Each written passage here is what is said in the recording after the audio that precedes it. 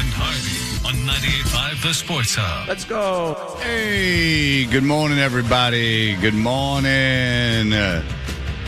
Isaac. Those are your weather headlines. Back to you. That's Isaac. Our own Isaac on Fox and Friends. Hey there. Just killing it. Completely calm and composed in the face of pressure. We are Toucher and Hardy and... Say my name. Isaac. I said it, buddy. Don't worry. Hi, I'm Isaac. Isaac, now I just think that you're... Look, we've given you enough credit today. Yeah, I think that's Please, last 2 Isaac. days. Come on. Please, Isaac. You can watch us on YouTube. Subscribe to 98.5 The Sports Hub on YouTube. You can download the podcast, 617-779-0985. It's going to be a very John-heavy show today with the loss of the Celtics. John, I would imagine you're fairly upset. Yeah, I'm trying real hard to be positive. It's hard to be positive after watching what's happened the last 2 nights, and especially last night where almost nothing changed from Game 5.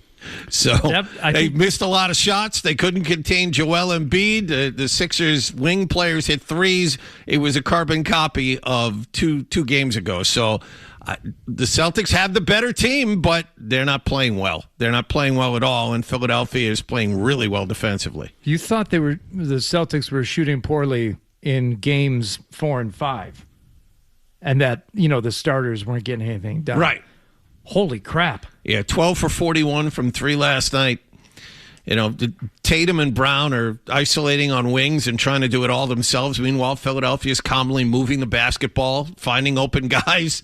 Everyone's sticking their open shots. And it got so bad in the second half, the Celtics had open shots and weren't making them. I mean, they're spooked, all of them. And, Joe Mazzulla is calling as many timeouts as he can, but it doesn't matter. He's still got to send his players back out there, and they're not performing well. So 12 of 41, and that includes 3-pointers made by Baylor Shireman, Ron Harper Jr., and Luka Garza. And that was after the game was out of hand. Joe Mazzulla cleared his bench with 10 minutes left. No, with more than that. Well, it was early in the fourth quarter, and they were down 23. Usually 23 points isn't that much in the NBA, but Mazzulla was right. He called it a night, but the only reason they were as good as 12 for 41 is because Shireman hit shots, Ron Harper Jr. hit shots, and Garza hit a 3 from the top. Otherwise, it was much worse. They shot 29% from 3 as a team, but it was under 25 with the starters in. Yeah, Brown was saying that the second unit played harder. Yeah, they did. They played much harder. Well, in a Game 6, you would think that wouldn't be as much of an issue, just effort. But the real loser here is John, who with his expert analysis that they need Embiid, they don't need Embiid. You were the only one who said that. Well, John's having a rough morning. Okay. I walked in this morning and was told by Nicholas, did you notice there, and earlier there was some construction sound coming from above us. Oh, yeah. Right? Nicholas told me he came into the garage this morning, and some of the workers asked him, they said, hey, do you know who else is here this early? And he's like, well, I know some of the people. Why? They said, well, we're here working on this stuff, and somebody comes flying up the ramp like a bat out of hell. And we were like flashing our, flashlights at him and stuff, trying to indicate to him that this is a work area and he got to slow down. Nick goes, oh, that's terrible. See anything with it? And all they said was it was a black SUV. Now, who do we know who drives like a dickhead consistently all the time? Cut me off, by the way, about 2 weeks ago. What was that? Leaving here and trying to go south on 95. And I was in the right lane. Sometimes you have to get in the right lane when there's someone making a left right before the split there. So, yeah, I'm not going northbound. I need to get back over to the left so that I can go south. And someone comes zipping up past me on the left, even though I had my turn signal on and I needed to merge over. Nope, not happening. And it was Johnny Boy. It was Johnny Wall game. One can, bat around some theories as to who was driving like a dickhead, up the ramp past some workers this morning. in a rush to get here and start.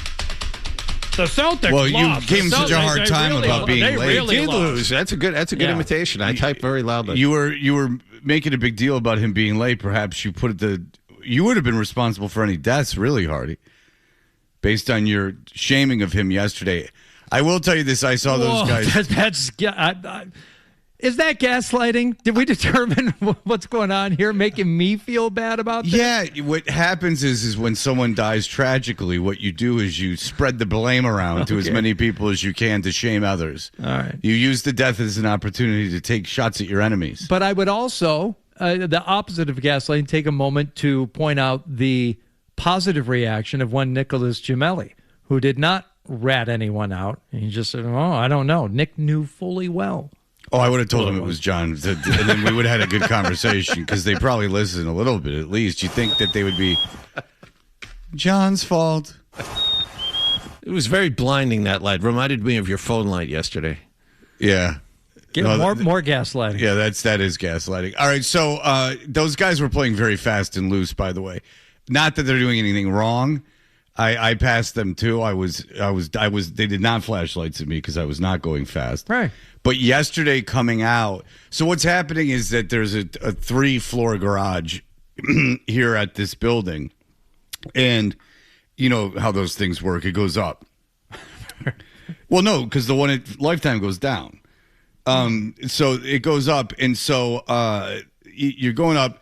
And I guess they're working on the lights like on the second floor because there's rock and stuff. It's like kind of you're going up from street level, but I guess this is built on a hill, so like it's very dark. Yeah, so it's underground, but no one's ever been working on a ladder before. And yesterday because I park out of nothing but OCD and some kind of superstition, I park on the third P3. Because ever since we've been here,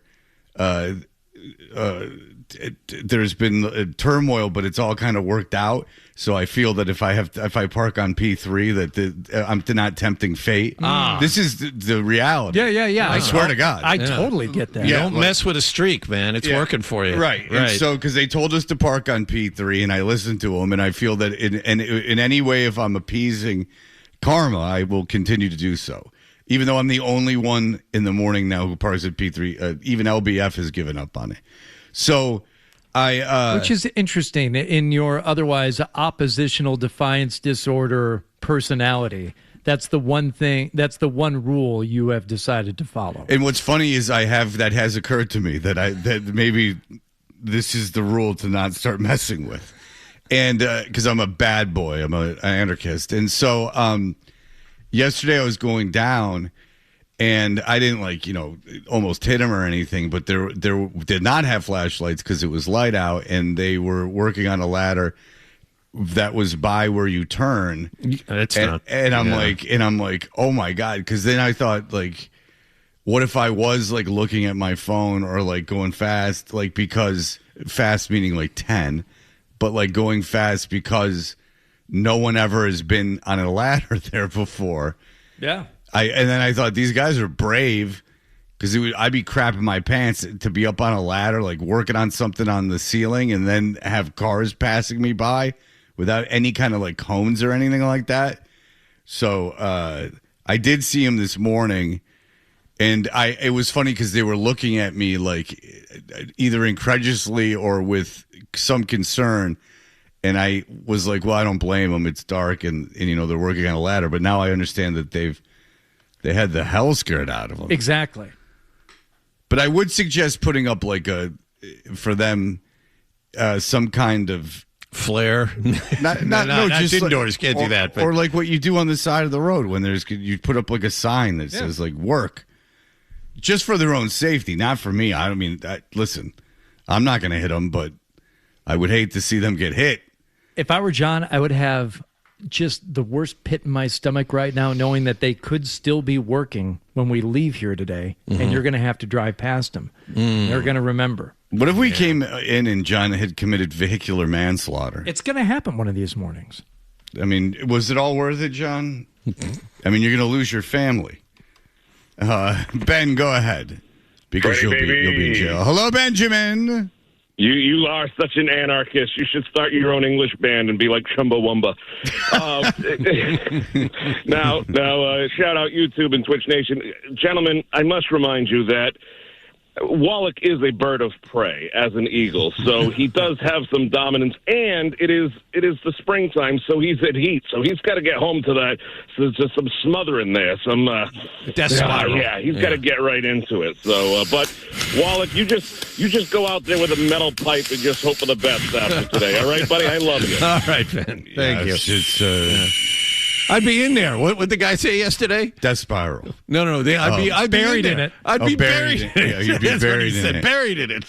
We were talking about Belichick and Jordan, and it's become a topic of conversation in my personal life about what is really going on, because he can't want sex that bad at 74. Like, I just assume that your libido gets, despite testosterone or anything else, just naturally, despite any hormones you might pump into your body, like, your libido is going to have gone down from the peak of sexuality that I believe for men, at least back in the day, was 18.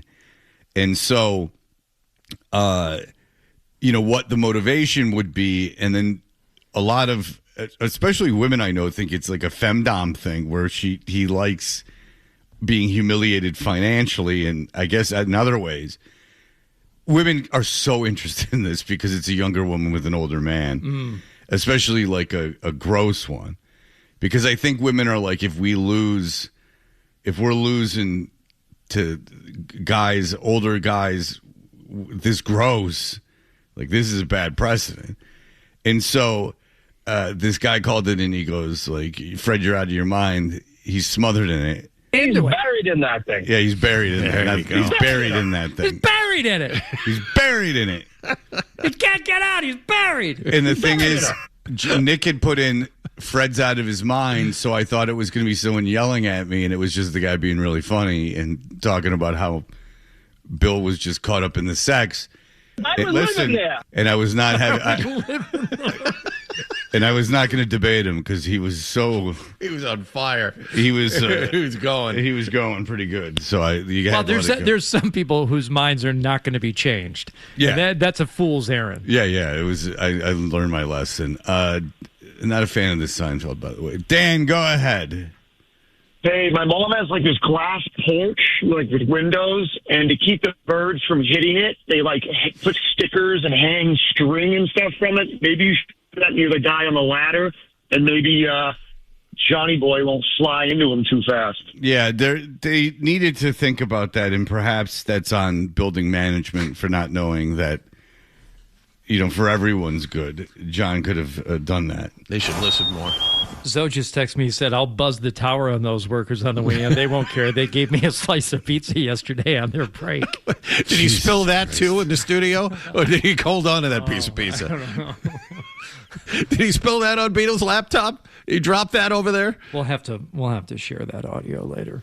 I'll tell you what, no one gets more love Seriously, from brick and mortar people. He's amazing. Like, not brick and mortar, their jobs. Like, I'm talking about like real people on the tradesmen. street.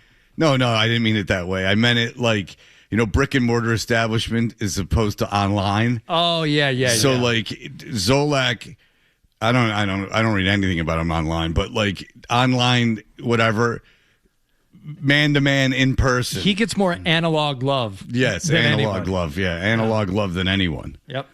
That it's really something. So like almost hit us. That was awesome. Yeah, here's some pizza. Amazing. Like while he's driving with a few dents in the car as he goes by. Seriously. It's like, wait a minute. That car has dents in it. We should feel lucky. It's a lease. Oh, I'm sorry. Well, I'm sure they're really going to ding him for that. Yeah. It was free lease. Well, I had a free lease at 99X in Atlanta when I was doing nights, and they gave me a car that no longer exists. It was essentially an SUV with a bed in the back, like a pickup bed in the back. I can't tell you how long it was. GMC Envoy XUV. Avalanche? Avalanche. Yeah. Oh, Yeah. okay. And so, 12. thank you. And so there was an indoor garage at a venue that I had to go to, and I parked it next to a pole, and I was pulling out, and this thing was, 25 feet long, and I am not good at driving these things, and I ended up scratching the side of it, and I lost money on the endorsement.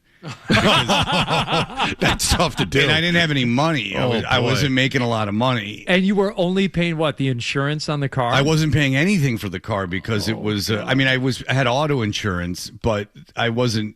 I didn't have to pay anything for the car. It was like I was giving it for a year. Yeah. And whatever I made back then for an endorsement, but I got the car and the endorsement, and it ended up costing me money. Like whatever damage I did was far beyond, or at least a substantial bit beyond what I had done. And I'm like, well, I didn't ask you to give me this car. I was incredulous with that. I'm like, you gave me this huge car. Like, what do you want me to do about it? Is that the only car you've ever gotten? Yeah. Yeah. 32 years full time on the radio. Never gotten a car. Me neither. And I've let it be known recently and many times over the years, hey, I'm open for business.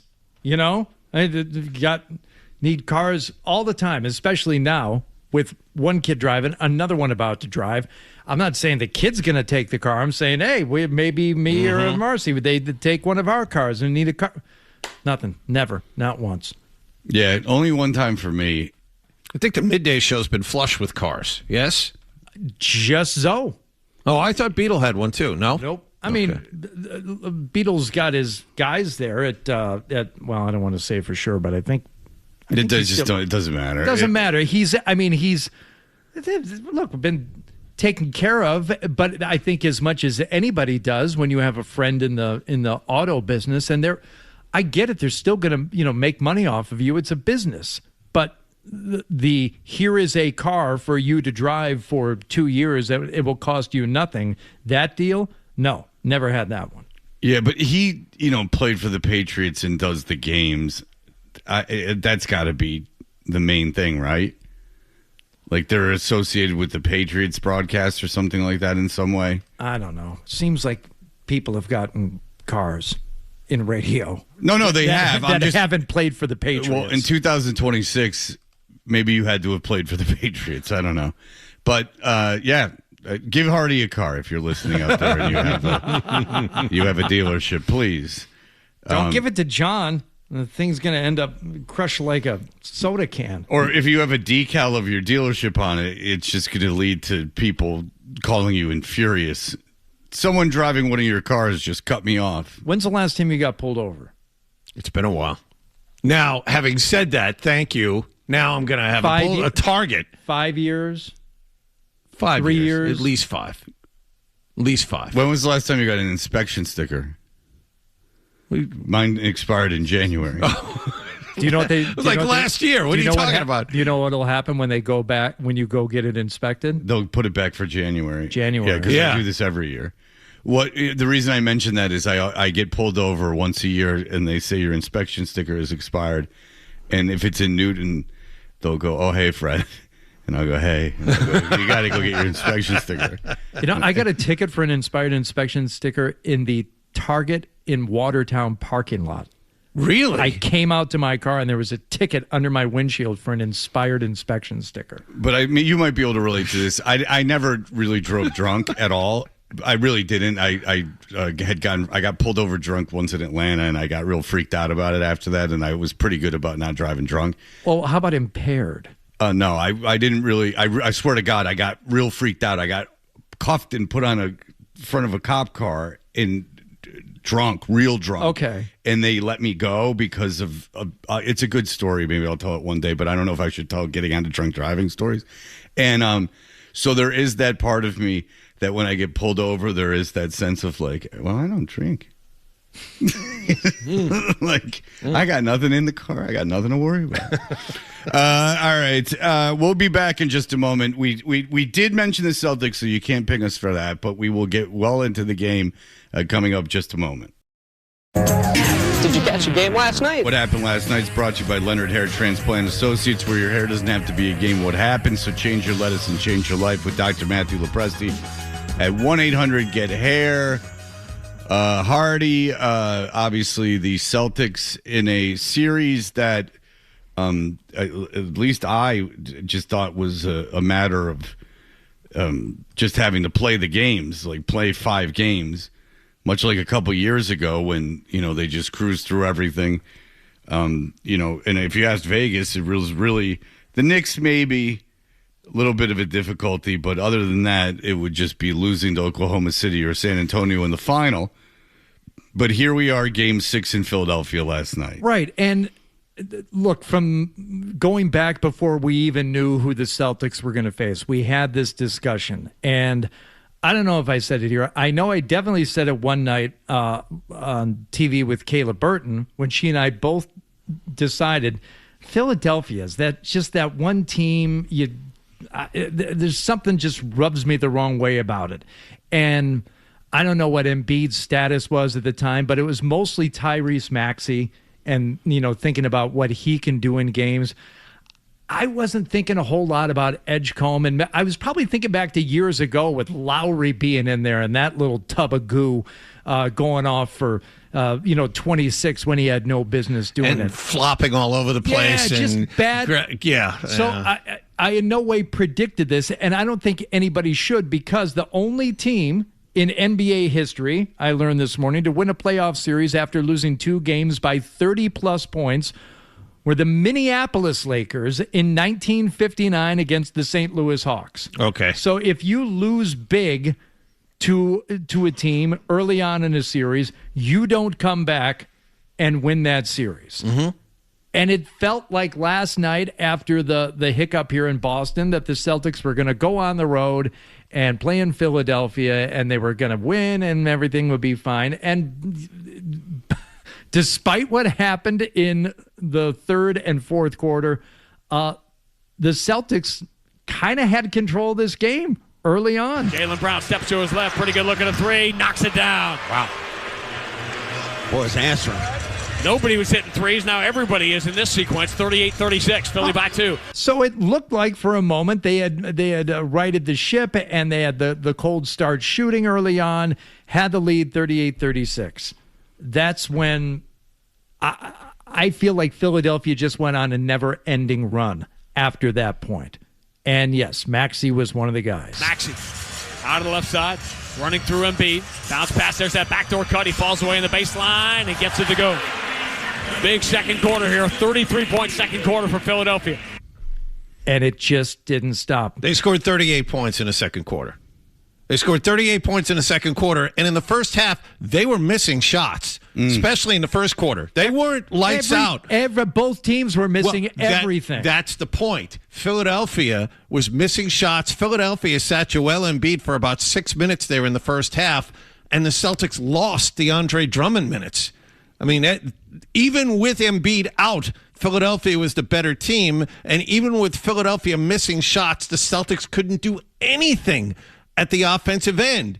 And then Jaylen Brown and Amish Queta got into foul trouble near the end of the first half. I mean, a lot of silly fouls by Jaylen Brown. Offensive fouls, yeah. Jaylen Brown has 9 offensive fouls in the playoffs, 4 more than anybody else in the NBA. And he had, I think, second most in the regular season. Now, what do you chalk that up to? All right, he's controlling the ball for the lion's share of the season, and he's a physical player anyway.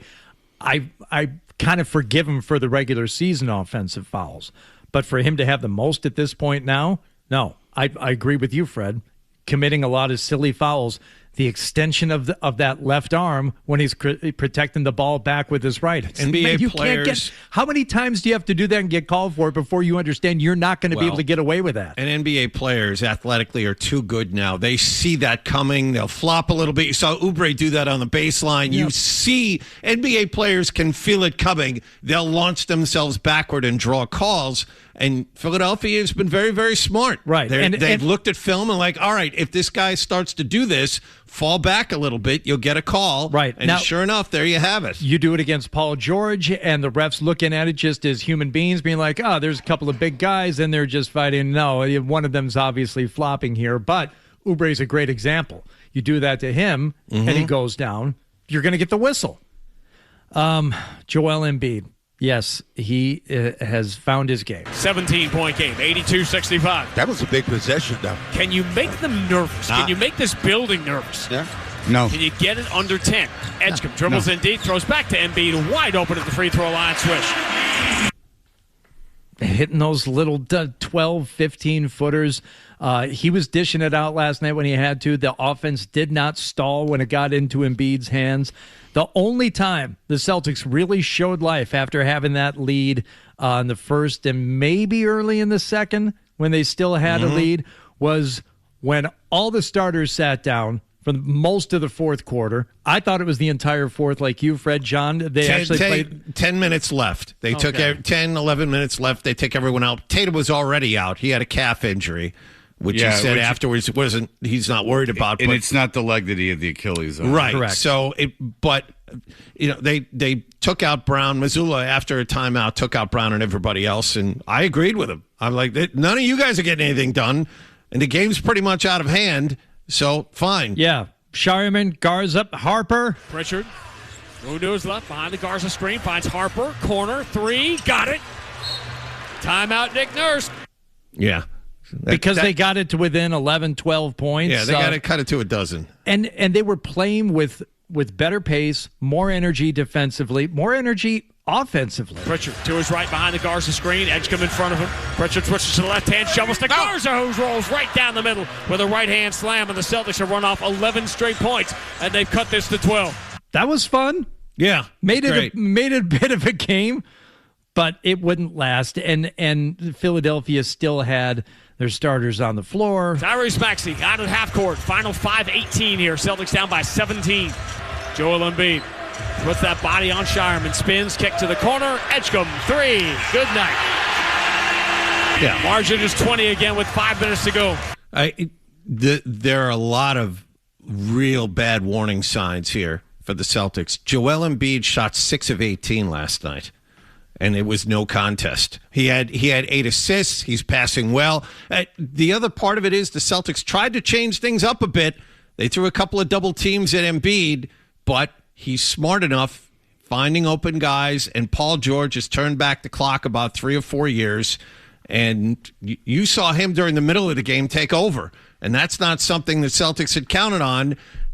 Philadelphia did not rebound the Celtics last night. Turnovers were similar. They didn't shoot the ball much better than the Celtics did, and they were clearly the better team after the first quarter. Okay, so the thing about Embiid coming back, maybe, because Vucevic is terrible.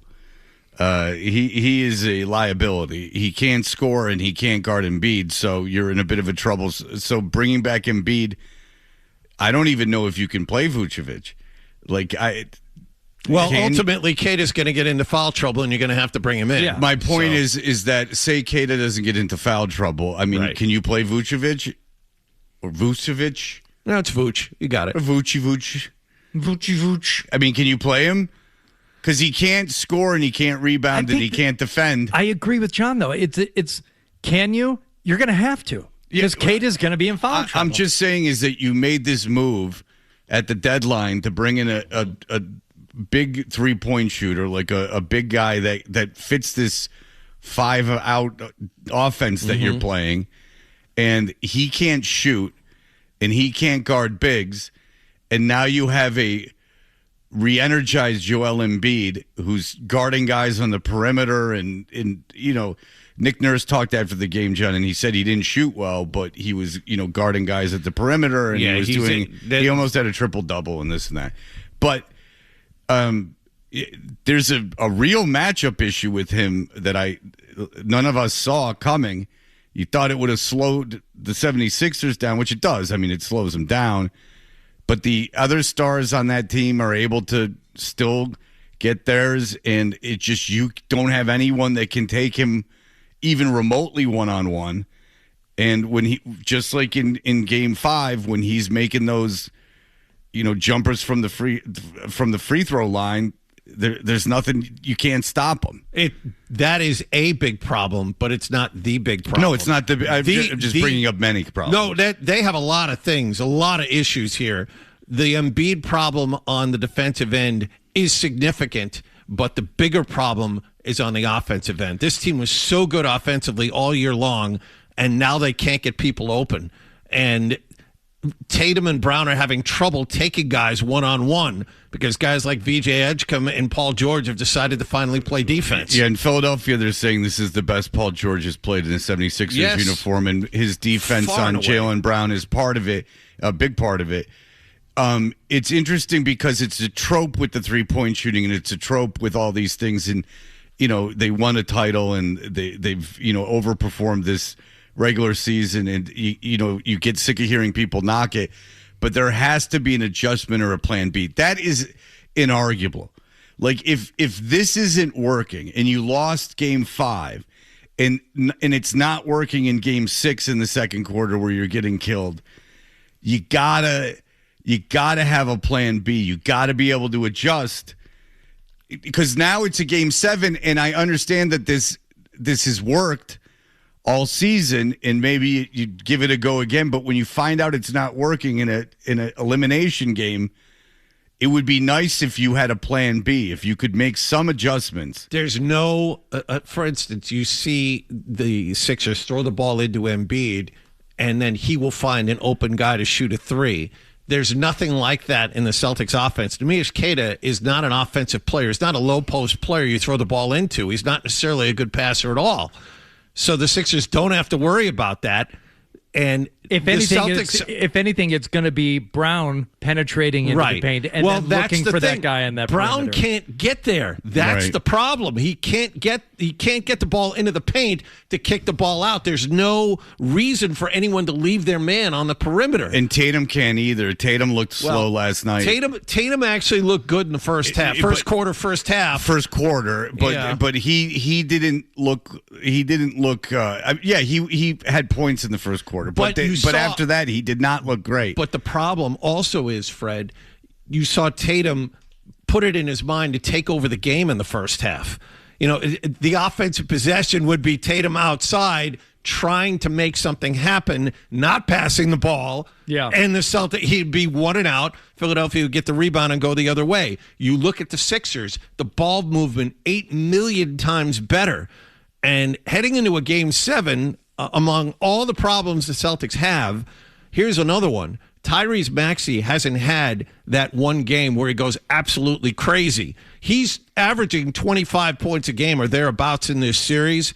But Maxey, we said this, Fred, before the series started, he is the best pure scorer of anyone in the building. He hasn't had that 40 or 45 point night that he's capable of. And when it comes down to one game like this, if a guy like Maxey gets hot, Philadelphia is going to be real tough to beat, let alone all the other problems with Paul George and Embiid being rejuvenated. I mean, the Celtics are in a lot of trouble here. For Game 7, tell Derek White to focus on his defense on Maxey and don't worry about shooting the ball because he can't shoot it anyway. Well, I'll tell you what, and I was going to bring this up. There was signs of life, actually, from Derek White last night.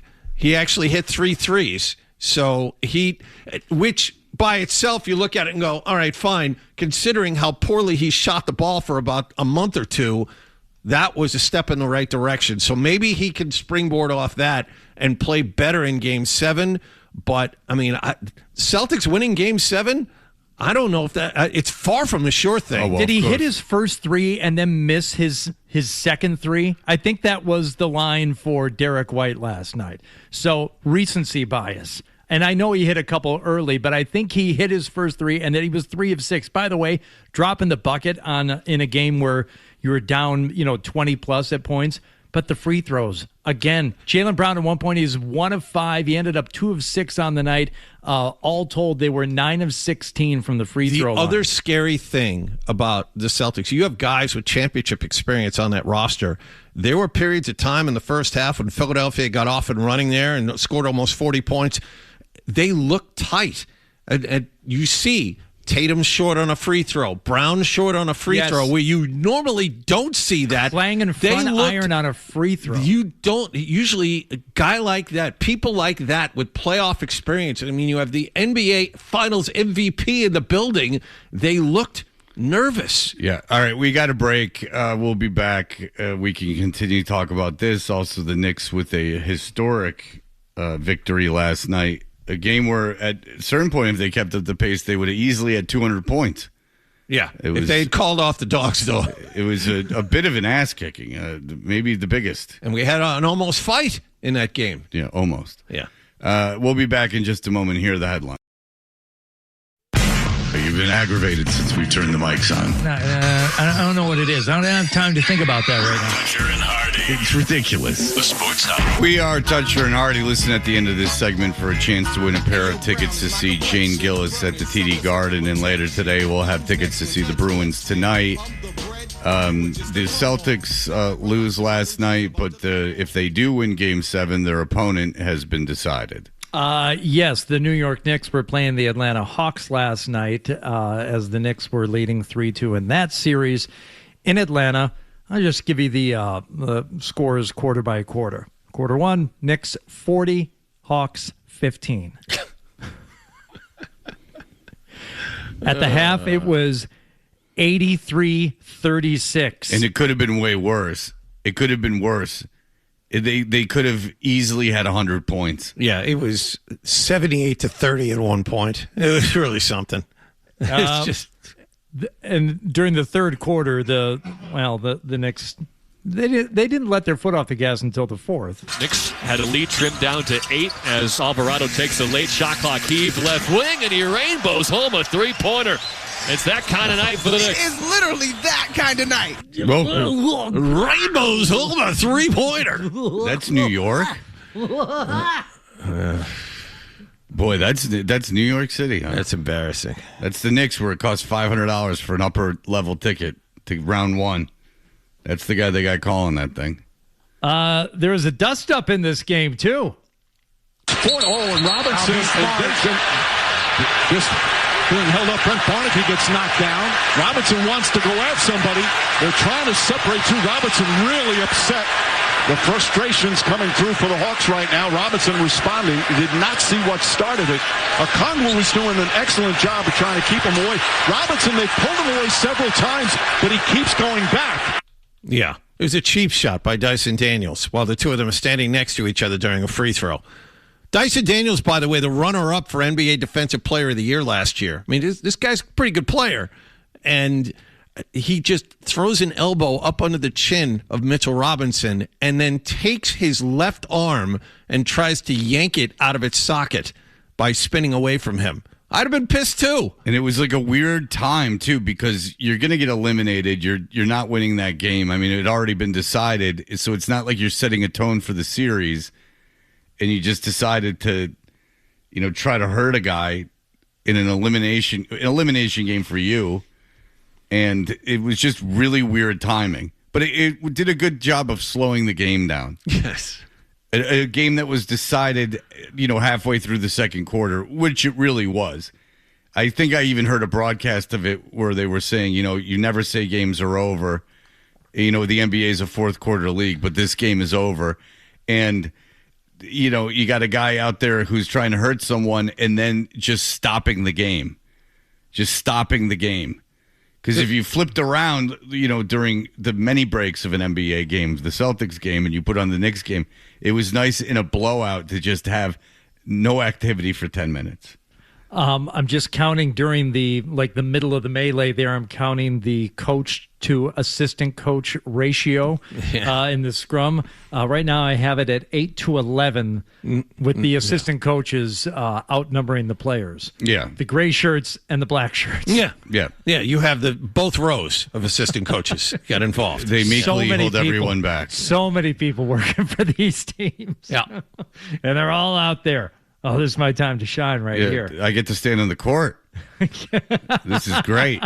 This is what it feels like to be in front of 17,000 people. Yes, there you go. So either way, it would have been the Celtics playing on Saturday night, whether it was going to be the Knicks, but now it will be the Celtics and the Sixers playing their Game 7 tomorrow night. Yeah, with the Knicks getting some rest. Yep. Before this whole thing starts, and the Celtics, including a banged-up Jason Tatum, having to play a Game 7. I mean, I already was scared of playing the Knicks, and now they're stuck with this Game 7 against a Philadelphia team that's flying right now. All of the confidence, you can see the confidence of all of these role players. You know, Edgecombe, as good as he is, he's a role player. Paul George has been hurt for most of the last 2 or 3 years, but he's 35, and you would think his best basketball is behind him, but last night was vintage Paul George. You know, I'll step up in front of a guy. It doesn't matter who's in front of him anymore. This is scary stuff. I mean, the Celtics are still capable of winning this game, but, I mean, the degree of difficulty is now so high. And you're right. You don't know what Jason Tatum is. He said he wasn't concerned with his calf injury after the game, but let me tell you, got to worry about him. Just from like the most elementary of like perspectives, I would feel better if all their shots were either, you know, like back iron, and I think Vucevic actually had one like rattle in the rim. Yeah, it went around and popped out. Yes, yeah, like, that's right. Tatum, Brown, both now for 2 games in a row have airballed 3-pointers. Tatum had one last night where he was wide open. I think it was the designed play for him to take the 3-pointer, and he missed everything. It's happened now for both guys multiple times for multiple games. They're missing everything. Missing open shots because they're so used to everything being contested. I mean, I can't get over the way Philadelphia has played defense in the last 2 games after getting their ass kicked in Game 3 or Game 4. It's remarkable that Nick Nurse has gotten them to play this way because Paul George is not a good defensive player. And he is playing, like you said, Fred, great defense on Jaylen Brown. And no one saw any of this coming. So give Philadelphia credit. They're right there. Yeah, it's a bad time for you because you have Paul George playing, as people in Philadelphia are saying, the best he's ever played as a 76er. Embiid looks relatively healthy, and he's able to defend the perimeter, and he's moving around pretty well. You know, I understand that they take him out for periods of time, but he's moving pretty good for him. He played good defense yesterday. And then you have Maxey and the rookie. I mean, it's not a bad lineup. You know, they don't have 2 $50 million players. They don't have they only have one $50 million player. Yeah. So, you know, they don't have 2 $50 million players, but now all of a sudden you're up a team that looks a lot better on paper now than they did at the beginning of this series. So certainly not a done deal like we all thought. It's going to be interesting. You know, the Celtics could come out and roll them on Saturday night. But they got to do this sports now. day. Oh, we got the Derby before that. Oh yeah, I've already. What are you picked wearing? A nice seersucker, and I got my lady a big flowery hat. Yep. Just so I could punch myself in the face. I'm going to drink some virgin mint juleps. I like going to a bar 1,000 miles away from the race and pretending that I'm there, even though I know nothing about horse racing. I go to my friend's Derby party every year, and I'm not the only one, but I'm in a very distinct minority who do not play dress up for it. Yeah, I will never do Smart, that. Man, good for you. It's funny. Oh, you're such a fun kid. You're such a. I'm not doing it. It has nothing to do with, and I have no problem with everyone else dressed up. I'm not getting. Sorry, I threw out all my stupid clothes last year. I'm not doing it. I'm not. What are we doing? Especially with a bunch of people that I hang out with normally. No, but this time we're gonna wear our little outfits. It's fun. No. You used to think of Bukowski going to like the track in L.A., and now it's just a bunch of rich gambling addicts. That's what all horse racing is. That's what Saratoga is now. Just a bunch of rich guys that are gambling addicts that buy horses and all that stuff. Like my father, who had a harness racing horse. Razzle dazzle. Caller number 10 in the contest line, 617-931-0985. Will score a pair of tickets to see comedian Shane Gillis at the Garden May 7th. Shane Gillis brings his stand-up comedy tour to the Garden for 3 big nights, May 7th through the 9th. Limited tickets are still available at Ticketmaster.com. We'll be right back with Bert Breer.